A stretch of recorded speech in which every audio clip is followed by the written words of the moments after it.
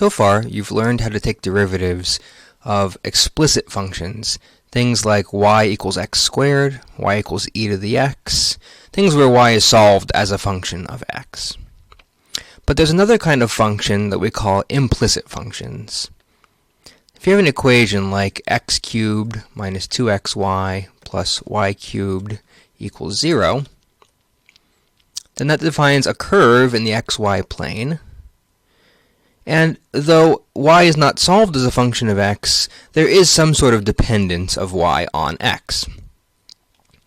Notice that this curve is not the graph of a sort of ordinary function, because it doesn't pass the so-called vertical line test. There are some x values that have multiple y values associated to them. So we call it just an implicit function of x. It sort of depends on x, but in a way that's not spelled out.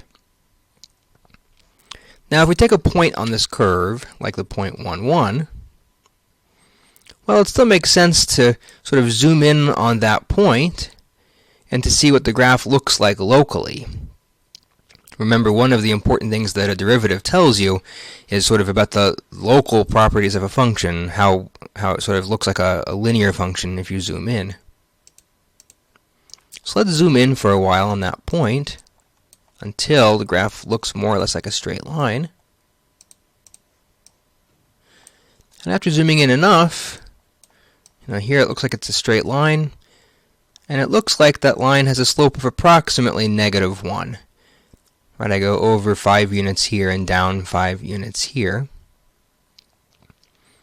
And since this is a line with a slope of -1 through the point 1, 1, well, we would expect that line to have the equation y is equal to 1 and then minus 1 times x minus 1.